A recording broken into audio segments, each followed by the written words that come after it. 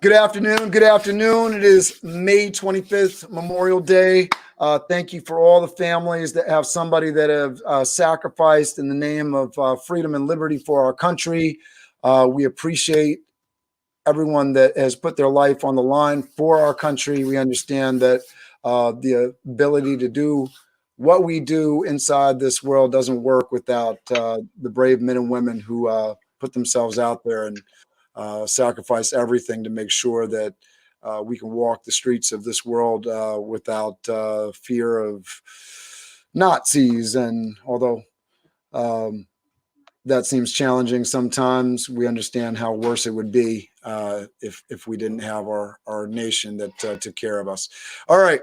That being said, we're here for Mr. Adrian Padarath, and I'm really excited to bring him to you. Adrian Padarath is a hybrid creative based in Queens, New York, specializing in lifestyle photography, graphic design, and videography. With years of project experience at a boutique creative film agency based in NYC, he's gained a unique perspective in visual storytelling that interweaves both professional and personal work. He's worked with the following clients: Altec Lansing, Sports Water, Abrams Books, Air by Quirky, Hover One Rideables, Combat Americas. Did I say that right, Adrian? Combate or Combat? Actually, Combate Americas. Combate Americas, thank you. Barrymore Film Center, Apricot Power, Beauty Tribe, New York Botanical Gardens, Civic by Taylor Stitch, York Project, Temple, New York, members only, and several others. You can visit his website, www.adrianpadarath.com, to see more. Without further ado, let me bring in the man, Adrian. Hey, thank you for having me. Honored to be here. Honored to contribute to this project that you've got going on. Yeah, no, it's really great. We're able to connect alumni to each other and really kind of get people understanding where people are, because I think we lose touch. But you have a network of folks that are doing great and amazing things. There's lots of interviews up, and with each new one that we do, we understand more and more about, what all of us are doing out here in the world in terms of folks that are connected with Randolph. Certainly any of the alumni, even though I'm not a direct alumni myself, but I've been involved with the school for the last 24 years as part of SBI. So Right. There's a lot of people that, either alumni connected to the school in one way or another that people can reach out to. As 2009, class of 2009, Adrian is somebody that's out there in the world doing it up. It's amazing. I've seen a lot of young people that have come through my timeline and now are finished school, out in the world doing great things. I was talking to Adrian just before he got on that I'm talking about doing the marketing thing, agency kind of thing. So he's a great connect for me. So hopefully lots of alumni are going to connect. So with that said, why don't you introduce yourself a little bit more broadly in terms of what you're doing on the day-to-day right now and what you're excited about doing in the future. And then if you can just kind of move from there to talking about what you want people to get from this interview today, and then we'll move into your experiences with Randolph and beyond. Hey, yeah. So right now, I am currently part of, thankfully, the workforce at home. I currently work at a hybrid film creative agency. So half our team, or rather half our company, is dedicated to producing and creating documentaries and films, feature films. And because that takes quite a bit of time and a lot of money to do, our day-to-day is actually brand work. So everything from social media management, marketing, creative services such as videography, commercials, and photography, a whole gamut of services. And so I'm part of that marketing team, actually lead the content creation for the brands, and also utilize a lot of what I've picked up as far as skills to help in the community, contribute to my own projects, do a bit of freelance work, also work with a local church in my neighborhood. And so there's a wide spectrum of things I've got going on. And my hope is to really emphasize this principle that wherever you are in your career or discovering, I want to emphasize dependability and character over your skill set and your gift. As important as gifts and skills are, you can always develop that. You can always learn. There's so much information out there, but character and integrity, that's something that really outweighs almost everything, I really think, and is really what people are looking for when they want to build with someone for the long term. So that's my hope. Yeah, no, I appreciate that a lot. I will definitely take consistency over talent any day, because just because you're talented doesn't mean that you can deliver on a deadline. Doesn't mean that you can summon your talent at will. It means that you're talented and you have potential, but that doesn't a good partner or a good employee make, right? That's a Right. big deal. No, I definitely appreciate that. So that being said, um, some lessons have taught you that along the way. So we want to get into that. So as I do with all of these alumni interviews, I want to talk about just to bring it home for folks that might be currently at Randolph or reminiscing about Randolph. Talk to us about how you got to Randolph, how it got on your radar. Where did you go to junior high? Yeah, so I was born and raised in Queens, New York. So obviously, if you know the distance between Randolph and Queens, it's quite a bit. It's an hour and 15 minutes away. And so I actually don't remember applying to Randolph. And I think I was listening to one of the previous interviews where somebody was saying, I don't remember how I got into Randolph. Yeah. But what I do know is when I had gone into middle school, it was a school that none of the people I knew from elementary were going into. And then when it came to Randolph, I didn't know a single person at Randolph. But my parents were always trying to stretch me. And so they were always trying to make me uncomfortable in a way that, stretches my independence and growth and maturity. And so I was like, I don't know anyone in Randolph. I know my grandmother lives nearby. But they were like, you're going to go and you're going to learn the MTA subway, and this is going to help mature you. And so that's really how I ended up going there. That's a great attitude from your parents. So, who was at home? Do you have brothers and sisters, mom, dad? Yeah, mom and dad. I'm the only child on my mom's side. I have a half brother on my dad's side, and he actually lives closer to Randolph than I do. Oh, wow. Okay. So you ended up picking Randolph somehow, some way. I think it's interesting because I'm listening to Michelle Obama's book on Audible right now, and it's sort of interesting some of the detail like she has from very little, and I'm like, I don't remember anything at that age. So I think it's interesting. Either people are able to sort of suss it out or remember back. But yeah, I think we all remember things a little bit differently. So to that point, what do you remember about entering Randolph? What was your first impressions? Yeah, I mean, for me, it was like I hope I can make friends. At that point, I was really reserved, and to a certain degree, I still am. I've just had different opportunities that have pushed me into more, Right. spotlight opportunities where you just grow and you kind of just take a deep breath and public speaking and all of that. And so there's been what I really appreciate from that whole experience was I didn't know anyone in college either. And then when I moved to Austin, Texas to work, I knew very few people.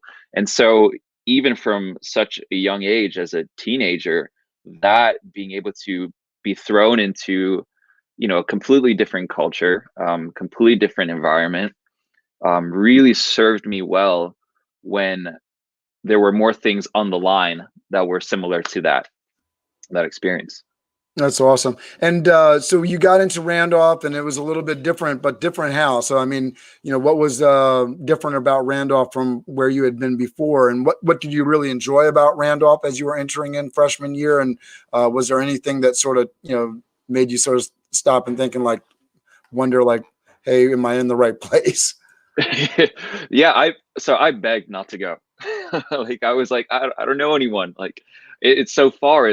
I've never taken the A from the first stop all the way up to 125th and to transfer. I was like, this is so out of I'm out of my depth here.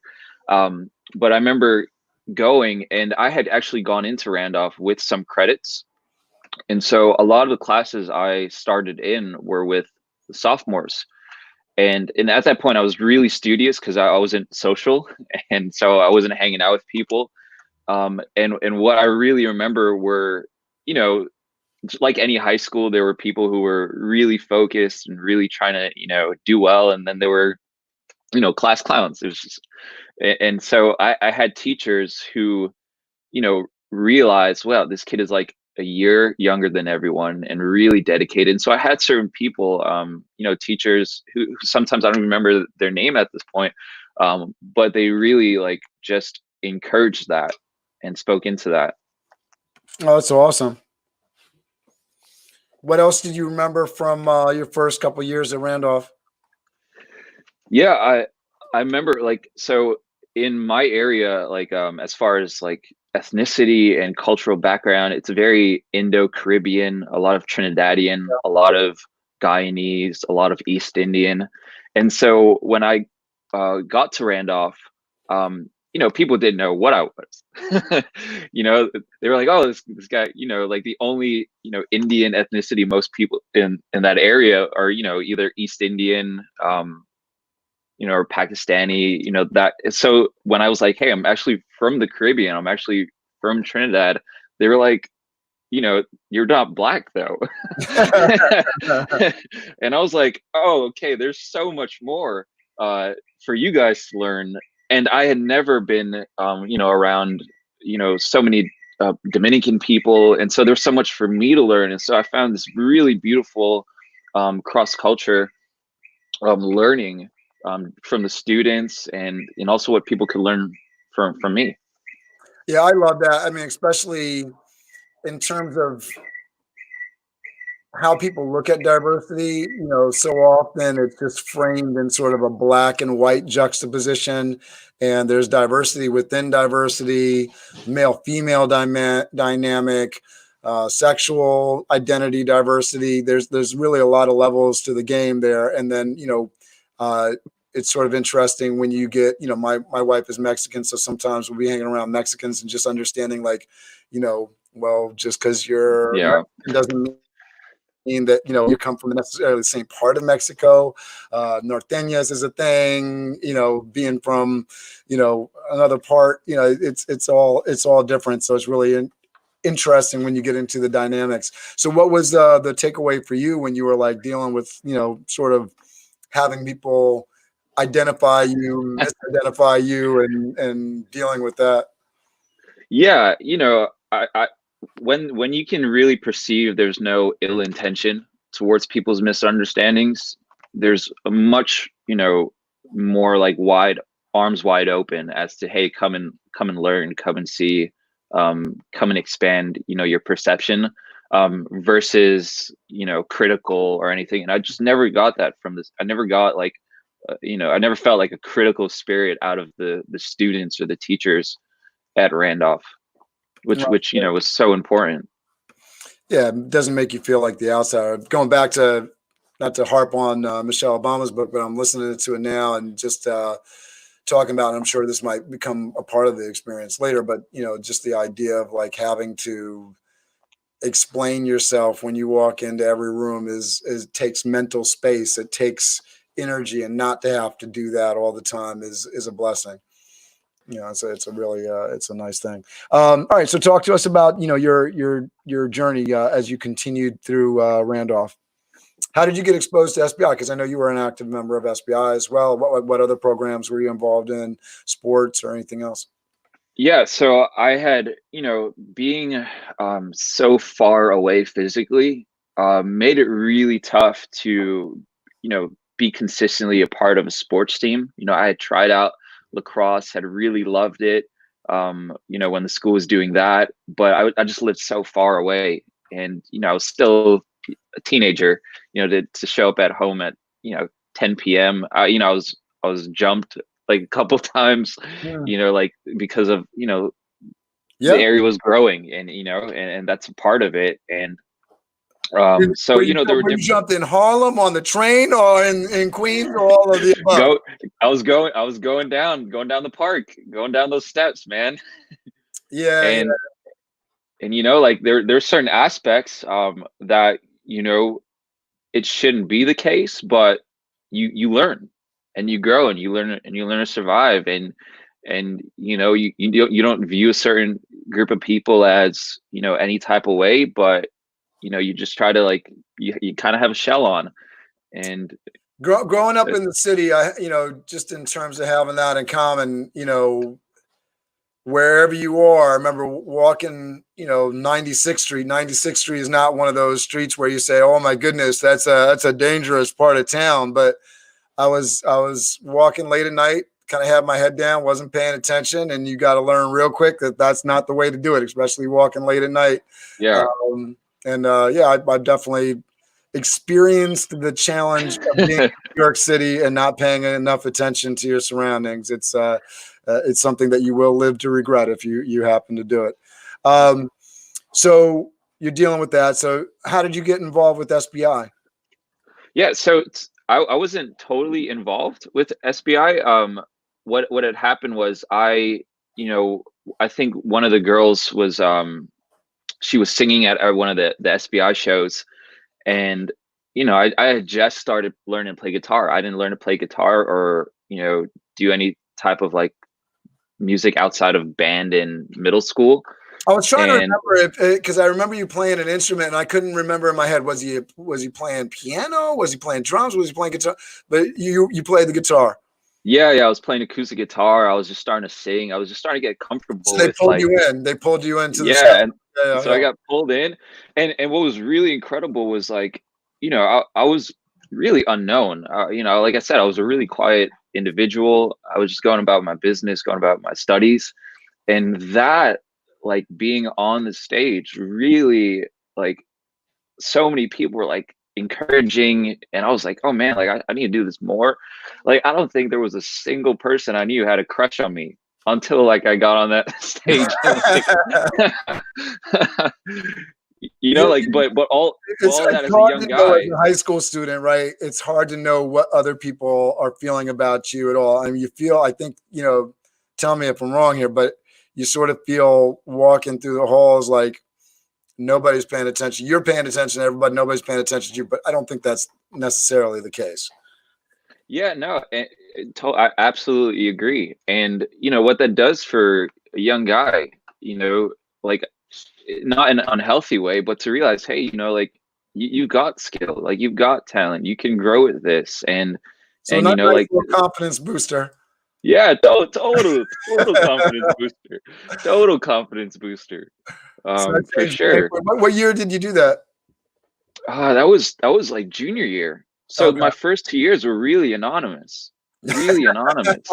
like, but I think even anonymity like builds certain things in you that when you start, getting more opportunities, like you've already, kind of established like this humility about it.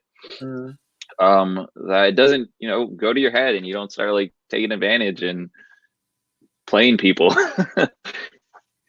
So you were part of what, the December show, or were you part of the May show junior year? Oh man, I think it may have been December in like junior, and then senior was like May. Okay. And I think that's what that's where, like, where I was really in my groove, because I was a senior. Like I felt like I was at the top. So especially being someone who, sorry to cut you off, but yeah, no, go ahead. Especially like because I was in class with so many sophomores in my freshman year, that also created this gap where I didn't know a lot of my classmates, because I didn't know like a lot of the people in the 2009 class, because I wasn't in class with them. And so when the 2008, what house were you in, Randolph? Were you in like medical, engineering, humanities? I think it was engineering. It was engineering. Okay. Did you take advantage of anything along those lines? I think there was a couple of like computer courses, but it was never, I didn't get into like anything robotics or anything to really like, head that direction. Cool. All right. So, talk us through the journey towards the end of your time at Randolph, or in junior year. You did your first performance, you're getting the confidence boost. What's going on academically, and what's your thought process as you're getting ready to get towards the end of your high school career. What's your thoughts about, you know, continuing on afterwards? Where are you thinking on going, and how was that? Where did you apply to different places? What was that process like? Yeah, so you know, I was crushing it in as far as grades. You know, like even like some teachers thought I was gonna get like 100 on Math A. I got like a 95. Yeah, but again, I was still like anonymous, and but I was really doing well.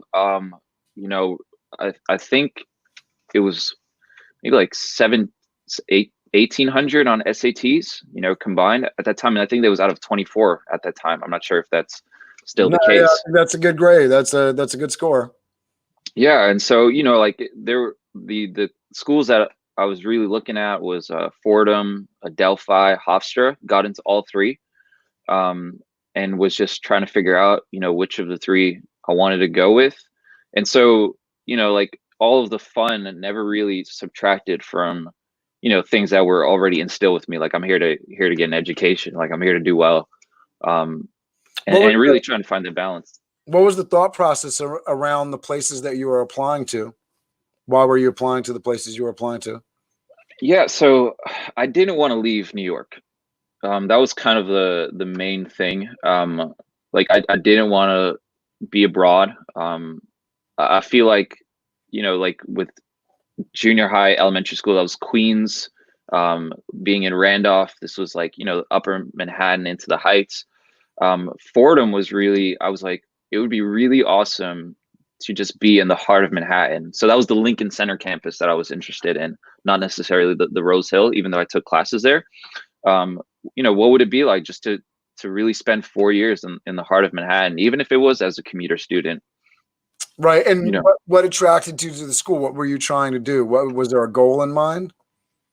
Yeah, and you know, part of this is the journey in Fordham was I had just had this mindset. I gotta make money.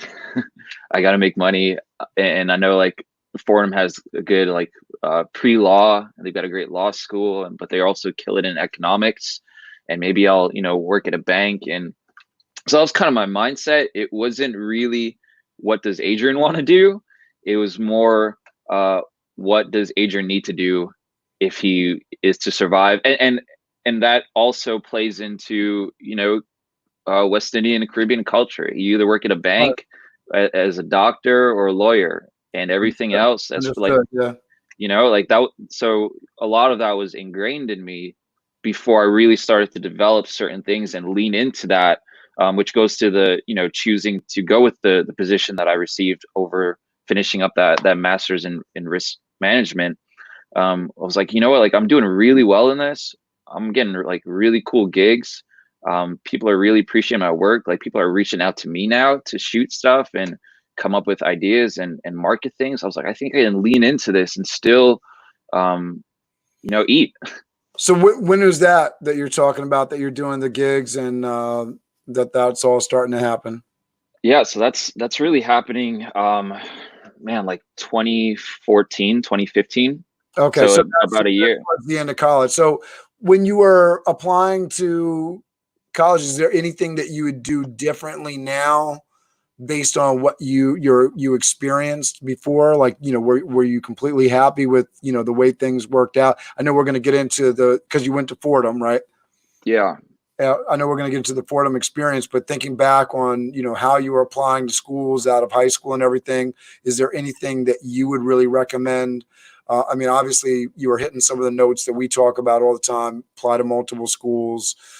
Make sure that you have some good options. Hopefully, you're looking at the financial aspects and everything. Are there any things that you would have done differently, or that you were really proud of in terms of that process?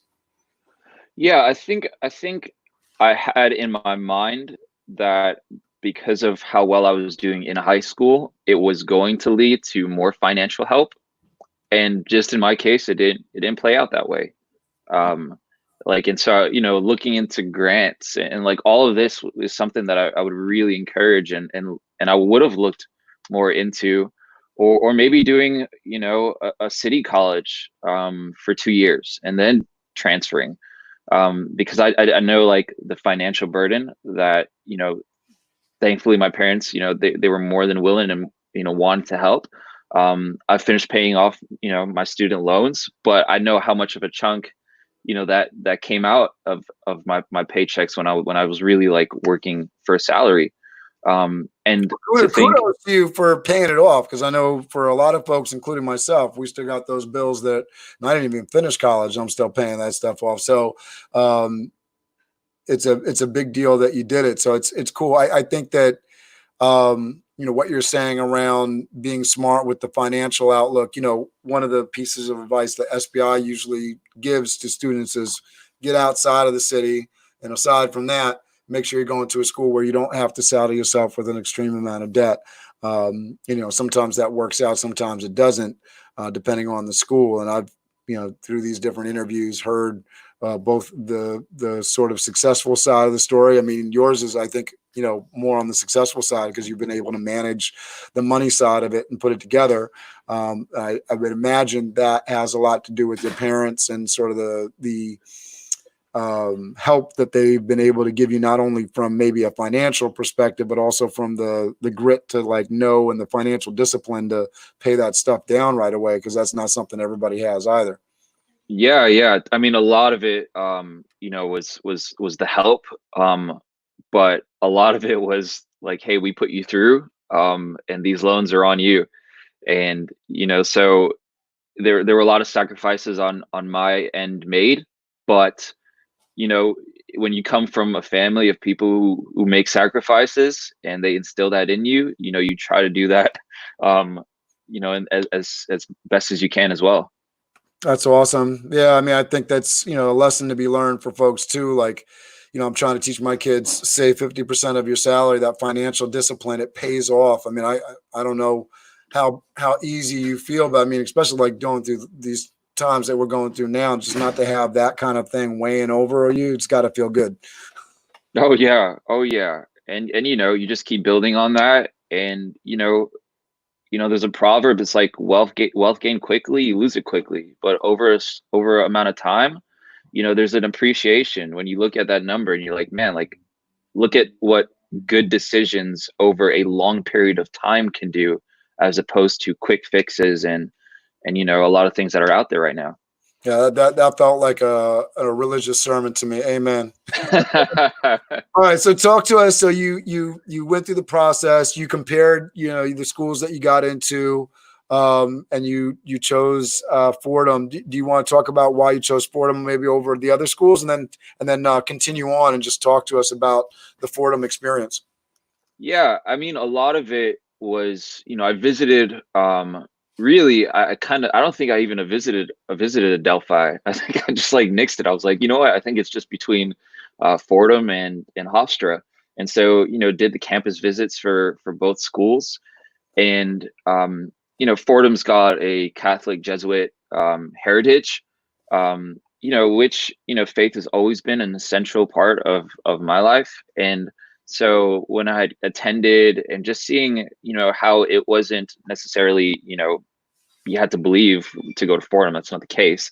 But the discipline and the principles, the ethics, a lot of that was interwoven with the courses, and Fordham really tries to develop you as a person and not just academically. And so a lot of that was really resonating with things that were already important to me. And so, after, talking with people and seeking counsel, that seemed to be the wisest choice. And also, my mom had recently started working for someone who was actually on the board at Fordham. And so, like there was a lot of like mentorship involved there too.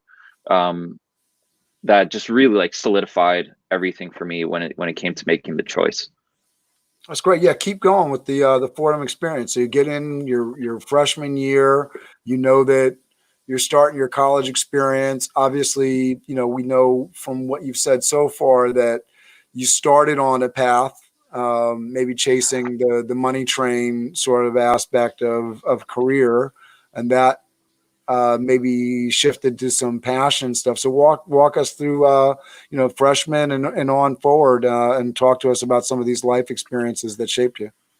Yeah. So freshman year, Fordham has a really intense core before you ever really dive into major and minor, courses and choosing which, path you're going to take. There's so much core involved. Almost some people might think it's too much core, because it was really, the first 2 years was just going from getting a really well-rounded, education as a whole, in the liberal arts, area, and into sophomore year, I kind of start feeling the pressure. I was like, oh man, like I've been taking all these courses and nothing's really resonating with me. And so when it came to even choosing economics as a major, it would be dishonest if I didn't say, like, it was almost like a shot in the dark, leaning toward, okay, I'll be able to work at a bank with this, or maybe get into something like Wall Street related if I have like a really sharp like economics understanding. And in choosing that major and then start taking the classes, locked myself in. Like, it was once you open the door and go through it, financially couldn't backtrack and change my mind. That wasn't an option, because of what even this was taking to, financially to get through. And the worst thing that I felt like would be doing is, like, I felt like it would have been like a spit in the face to just be like, hey, mom and dad, like, this is just not working out. I want to rewind, like, because I knew how much sacrifice was made. And so there was a really, there was so much tension, because I was studying really hard, something that I wasn't necessarily passionate about. And so, that's a really tough place to be. But maybe it was just my upbringing, or I was like, I have to push forward. And if I can just be excellent, even though I don't necessarily like this, if I can be excellent, that is a principle that I know that will carry on into something whenever the right door opens. Like, I would at least been able to say, you know what, like, I've been through a season, or series of years and learning experiences where I didn't necessarily feel like I was thriving, but I put in the work. And I think that's a principle that might be lacking sometimes, where, hey, if I don't enjoy it, I'm not going to give it 100%. When I think some of the greatest stories and some of the strongest people I know are, look, man, like, this was torture. Like, I was not happy about it, but I pushed through and I pushed forward, and that work ethic carried me through to an opportunity where now, like, I'm thriving.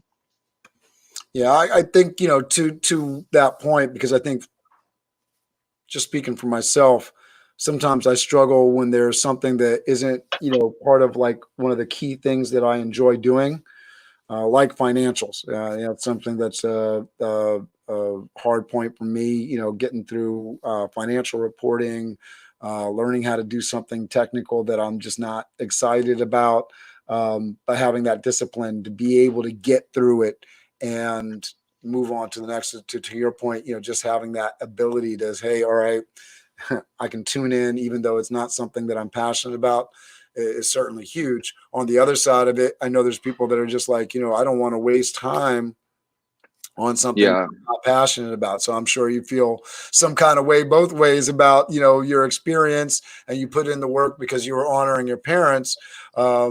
But obviously you haven't gone down the path of being a CPA or a tax attorney or something along those lines, right? So you have shifted gears. So what during your college experience, what, I'd love to hear about, the stuff that you did enjoy. We know you're kind of grinding it out on something that you weren't that passionate about, which is admirable. What did you get out of it? What did you enjoy? I'm assuming you did take something away from the financials. You seem to be doing all right on that. You paid back your student loans, which takes a little bit of financial savvy. So talk to us about what you did like and what you did get out of it. And then, what started pushing you maybe in some other directions. Yeah. So what was huge for me was, in economics, which has served me even, creatively, is the analytical mind it gives you, right? Like, you have an understanding of, some of you might hear among creatives is, like, hey, like I'm really creative, but numbers and stuff, and like I'm not really into that. You might hear that, but to be able to come in um, with an analytical mind and be able to understand like numbers. So just to show how this plays out today in my work experience, um, because we deal with brands and budgets and you know marketing analytics and what are the numbers showing about the creative, the numbers frame the creative. So if we realize um by through analytics, like, hey, we're seeing like this video that we're doing in these like this podcast series or these photos, these film like filters or whatever we're creating is really spiking the analytics. We can present that to brands and show, hey, like these are what the numbers show, and this is why we think it's worth investing in us to create more stuff, which is really what we want to do. But to be able to understand um, all of that side and how it plays into creative is so important. And all of that I can really attribute to Fordham and the classes that I took there. And so that's more on the education side, and plus the people I met. Again, going into college, there were some people who through the elementary, middle school, and high school years ended up at Fordham. And so I was able to connect with them again. And then I had friends in other colleges that were nearby. Hunter was cross town, and so it was so like the convenience of being in the heart of Manhattan made it really easy to have a thriving or as best as a college student can, a thriving social life while still maintaining and trying to do really well. And everybody at Fordham was just I don't think I ran into anybody who was like, man, I don't really like that person. There's so much. One of the challenges with any school that you might label a commuter school. Now, Fordham's on the upper echelon. You have to have certain grades to get in there. Like you said, it's a Jesuit school. There's a very high bar for students that are entering there. So it's not maybe the typical CUNY experience where you're there with a lot of folks that are getting credits towards their police exam, nursing, or whatever, public service or otherwise certification. You got a lot of 4-year students there, folks that are driven to get their degree. So that's, who's usually, I think, in the seat next to you, but you were commuting in. So I'm just wondering, in terms of like creating that campus experience where you're making meaningful connections with the people that you're going to school with. Were you finding that? Have you stayed in touch with some of these people that you met in college? I know you talked about people that, you ran into again because you went to elementary or junior or high school with them and they're at Fordham, but were you making also meaningful connections with folks that you were going to Fordham with? And once you answer that, I'd love you just to kind of keep on going through the Fordham story through, now you're working towards graduation and real life is coming. So take us through that story. Yeah. So being, a native New Yorker, I really had a good understanding of the city, of the different boroughs at that point. And so, people who were residential, becoming friends with them, invited to their dorms to hang out. And I think what was different about Lincoln Center as opposed to the Rose Hill campus, the Rose Hill campus was almost all residential, all people living on campus. Lincoln Center had an understanding that there were a lot of commuter students, and so they really did quite a bit of events. They did a lot of outings with different clubs. I had participated in like open mic nights, which again, I saw how that being able to go up and jam in Randolph, served me well as far as making new friends and opening, doors of conversation. I was like, you know what, like that seemed to work. Why not do it here? And met some really cool people and artists. I seem to remember some flyers around those years around like Saturday, Friday nights, that kind of thing, open houses, talent forums, and things of that nature, right? Yeah, and it was cool. It was cool. Like you just sometimes you're walking past somebody, you didn't even know they could like jam out. Like they had a this event called Take Back the Night, which I don't know, like if anybody's listening is familiar with it, but it's, it really is to support, people who have been, victims sexually. And so it's like, let's take back the night. And so I was able to perform for that and, meet interesting people through there. It was outside, it was in the cold, but everybody there was there for a good cause. And so, I would throw myself into situations like that. I would throw myself into opportunities like that because that's kind of what I've been doing the previous years and what I'd seen, was successful. And some people, may not be willing to initiate a conversation, but as soon as somebody talks to them and if you're comfortable with that, all of a sudden they just open up. And, it was so important for, making friends. And there's still people to this day I keep in touch with That's from awesome. Fordham. So you have made some folk, because I think that's one of the things that I talk about in terms of a college experience. I want the education. I want the, I want the the basis for the certificate on the wall, right? But if I'm sending my child to a college, to a university, I think I'm at least half worried about who they're meeting, who they're going to be bonding with, who they're going to be building with, because I want them to be almost half of the experience to be these are people that are going to go into business with. These are going to be people I potentially partner with. These are going to be people that when I need something to a project to be done, I can make a phone call. I got somebody. Yeah. And exactly what you said. Like, of course, the education, of course, the studying, but also like, there are people who you just resonate with. There was in Fordham, there was so much open discussion courses. There's so much discourse, and they're really big on presentations, and so even if you were terrified of public speaking, you just had to go up there and break out of your shell, and people, and I would be like, hey, a teacher would be like, who's the first to volunteer? And I would raise my hand. I'd be like, put me up first. One, I knew they were going to grade easier because you were the first person to go up. So even if you butchered it a little bit, because you were the first person, they were willing to go a little easier. So that was an advantage. It wasn't always the case, but people really did respect when you tried to become friends with them.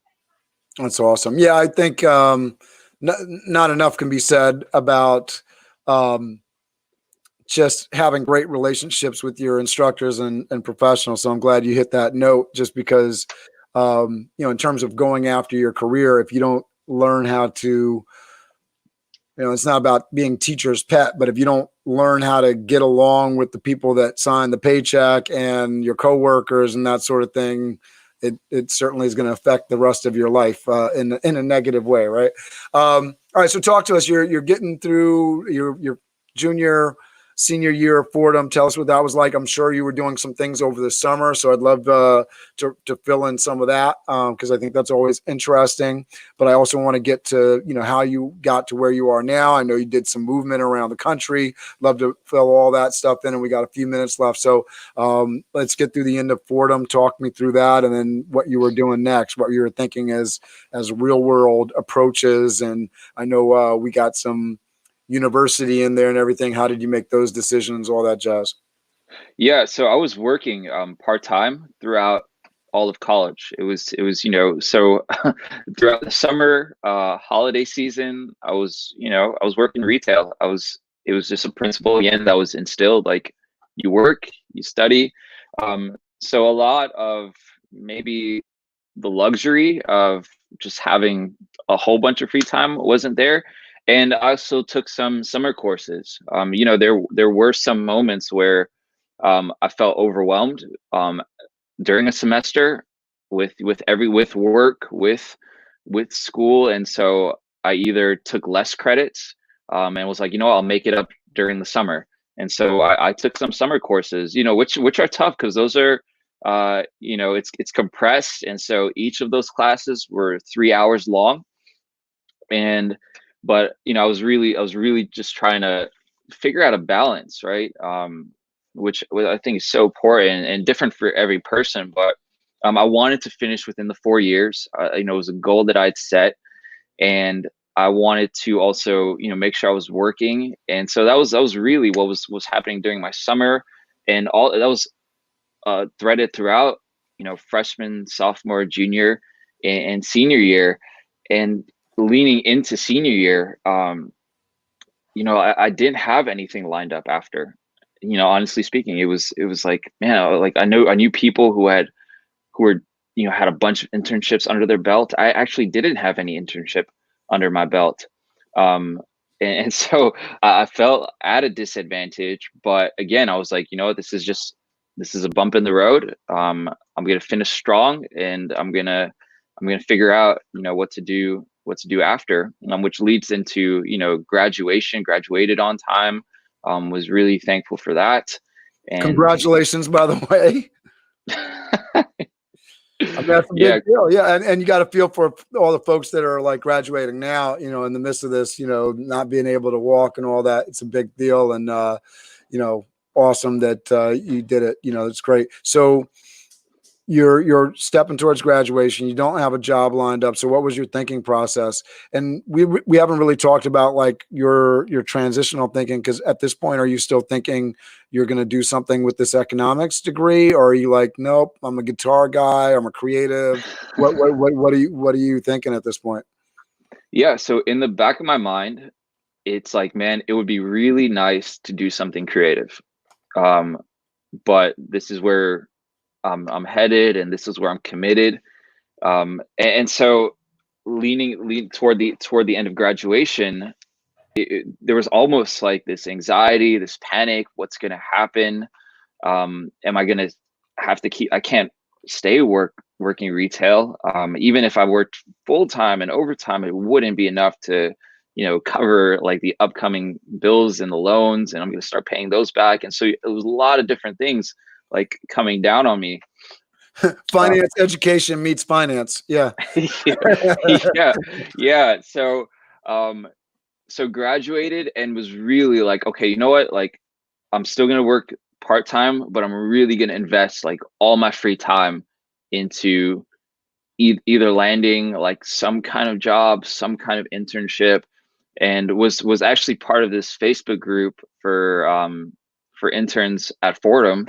And somebody just recommended a great internship in like the music industry, and they were looking for like a marketing intern who had an analytical background, but also was comfortable organizing shows and doing some production stuff, which I had it with relationship to the church.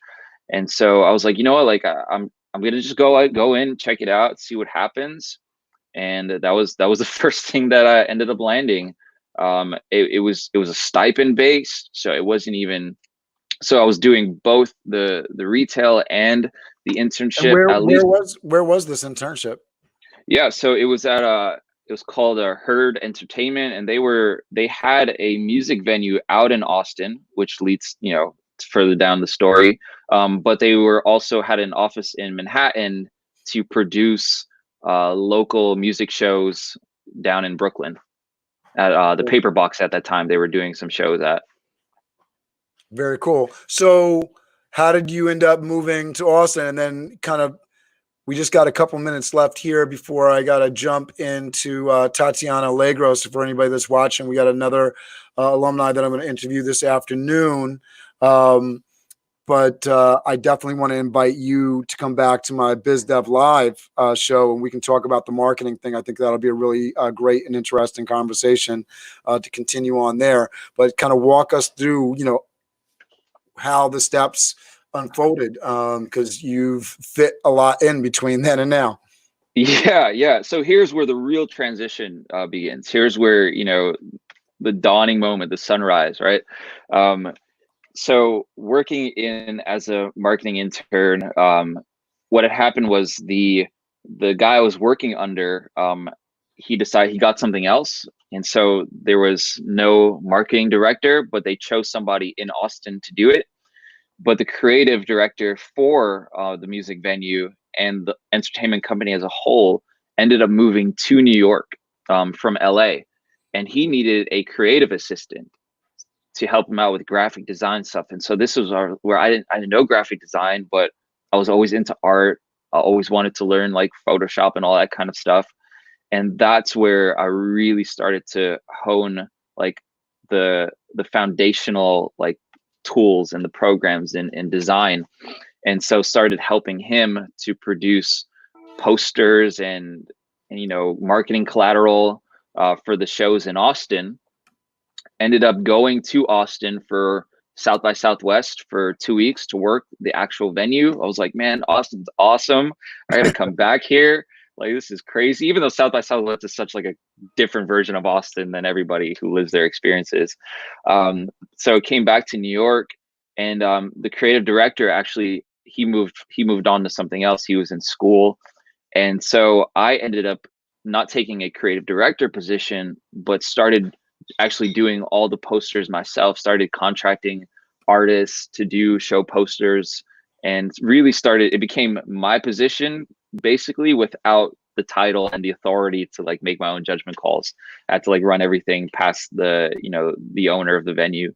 So And how did that feel? How were you dealing with that? I mean, it must have been exciting on one front, but frustrating on another. yeah, so you know, they decided they were going to get rid of the office in Manhattan. It wasn't worth, you know, the rent, and so started working from home for about maybe 6 to 8 months, just doing everything remotely. And then, you know, came a crossroad. Was like, well, this is great. I think I can maybe get something a little bit better as far as pay in, or a different creative job now that I'm, you know, I've got the skills and the talent. And so what they did was they offered to, you know, host me, have me live there in Austin for half a year, and I wouldn't have to pay rent. I would be able to use the production vehicle. The only cost to myself would just be what I want to do out, you know, if I want to go out, hang out, or if I want to eat, whatever. But I would be able to, they'd be able to pay me more. They would be able to, you know, give me more responsibility since I'd actually be at the venue. So I went from just designing um, posters and other marketing collaterals to promote shows and events to actually being at the venue and seeing everything from start to finish, from, you know, when a show gets booked through the process of creating the design, everything to handing that design over to the visual artist, because one of the room was had crazy projection mapping, and they would take elements of the posters we made and, you know, blew it up on the walls. It was just a great experience, working like I got to watch like artists that I'd only, you know, watched on YouTube, you know, had access to the venue. So I would just walk in the venue. You know, if you were part of the marketing team, you were almost like the elite squad. You got to go in whenever you wanted.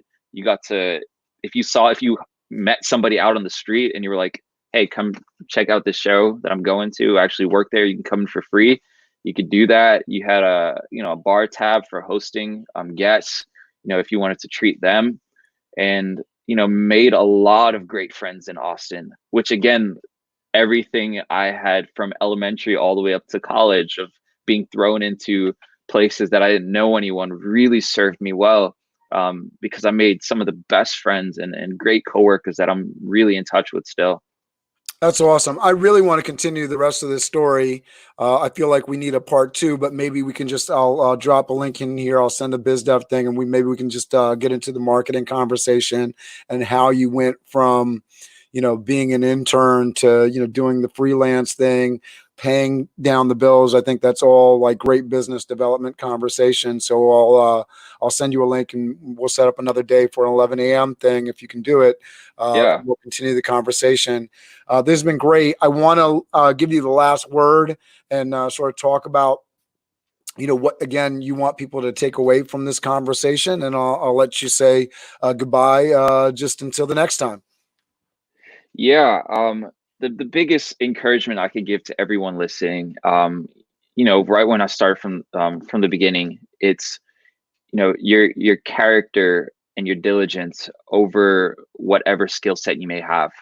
You know, oftentimes you might be applying for jobs and you have just this one sheet paper resume, and you're like, man, I'm maybe lacking in skills. Like, every opportunity to learn something, grab it.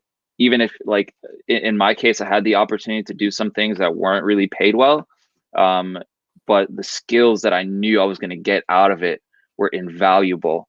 And you know, we didn't really talk about, you know, specific moments of huge failure. But there were moments where I totally dropped the ball because I was so fresh, because I was so new to things. You know, you got chewed out like nobody's business. Like I wouldn't ever chew anybody out as bad as I've gotten chewed out over the past years. But you own up to your failures. You know, you realize that if you're not the boss, you're not the boss. Obviously, don't, you know, take abuse. But there's a certain humility that really lifts you up, man. And again, that goes back to integrity, and then you can keep on learning, keep on growing, and you know, that's my real encouragement to everybody who's listening. Oh, that's awesome. I think that you're amazing. I'm looking forward to talking to you again. Again, say goodbye, Adrian. Take care, everybody. Thank you so much for tuning in. We got Tatiana Allegros coming in. I'll drop in the comments the date and time that we'll reconnect with Adrian to kind of finish out this story. Thanks for watching.